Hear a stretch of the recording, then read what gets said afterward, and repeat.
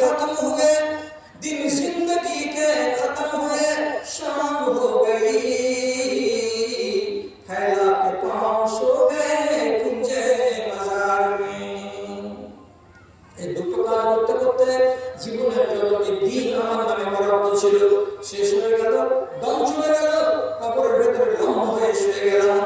আল্লাহকে না ডেকে না চিনে যদি পড়ে যাই কবরে যাই, তাহলে দুর্গতিতে কি হবে আমাদের মুখ থেকে শুনে রেখেছে। কথা সত্য, লোকটাকে মরার কালে কথাগুলো বলেছিল, কথাগুলো সত্য। দাদা রে, সুযোগ হাতছাড়া করবেন না। একটা হাদিস বলছি, আপনারা বেশি দিন থাকবেন না, আর থাকার কথাও নয়। কেন যে আমাদের দেশের জলসাগুলো এখনকার দিনে রাত ৯টার আগে একটা লোক আসবে না, আর রাত ১২টা হয়ে গেলে একটা লোক থাকবে না। এই কথাটা আমরা বুঝি ভালো করে। আর আমি এসেছি আপনার সামনে সময় ১১টার সময় কথা আরম্ভ করেছি, তো কমসে কম একটা ঘন্টা যদি আপনি আমাকে টাইম দেন, তাহলে ১৬টা দেন, তো ১৬টা পর্যন্ত উপবাস করিয়েন না। অল্প কিছুক্ষণ আপনার কথা বলছি না, আপনাকে সোজা সোজা বলবো যে আপনারা একবার বাড়ি যান। একটা ভালো হাদিস শুনে আসেন, হাদিসটা থেকে একটু শেয়ার করবেন। নবী বলেছেন, ইন্না সাহাবা শিমালে লা ইয়ারফাউ কালামা সিত্তা সাআতিন আনিল আব্দিল মুখতি। একটা মানুষ যদি পাপ করে, একটা মানুষ যদি গুনাহ করে, ছোট বড় মাঝারি যাই করুক, পাপ হয়ে গেল, পাপটা করে করতে পরিষ্কার একটু খাতা আছে, ডানে আর বামে ফরজটা কারণগুলো এই জন্যই রেখেছেন। সাউন্ড রেকর্ড হবে, আপনার উঠা বসা চলাফেরা এগুলো ভিডিও রেকর্ড হবে, আপনার আমল রেকর্ড হবে। একটা জিনিসকে লুকানো যাবে না। পাপটা কত সময় হলো? রাত ৯টার সময়। কোথায় হলো? আমার বাগানে। ঠিক আছে, তাহলে সবসময় আল্লাহ ফেরেশতা ডেকে রেকর্ড করে নিবে।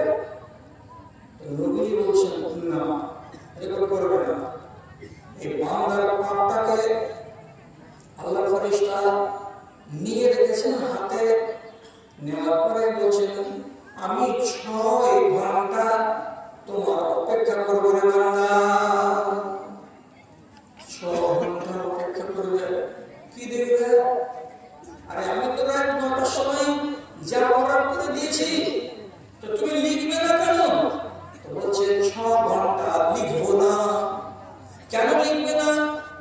রব্বুল আলামিনের নবী বলেছেন, ফাইন নাদিমা ওয়াস্তাগফারা।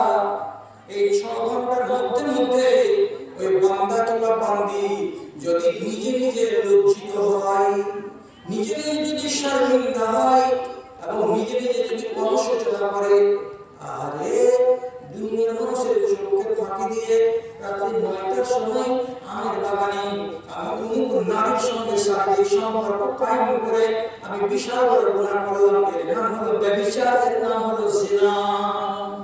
কি করলাম? আফসোস হচ্ছে। কতক্ষণ সময়? ৬ ঘন্টা। ফেরেশতা বলছেন, এই ৬ ঘন্টার মধ্যে যদি তুমি আফসোস করো, আফসোস করার সাথে সাথে তোমাকে কি করতে হবে? ইস্তেগফার করতে হবে। ইস্তেগফার মানে কি? সবথেকে ছোট পাপ আল্লাহর কাছে মাফ চাওয়ার জন্য হলো আস্তাগফিরুল্লাহ।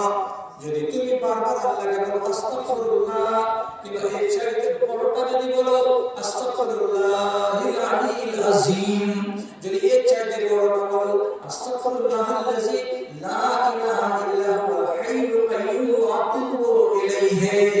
কোন একটা ইস্তেগফার যদি তুমি ২ বার ৩ বার করো আর নিজে নিজে লজ্জিত হও, তাহলে নবী বলেছেন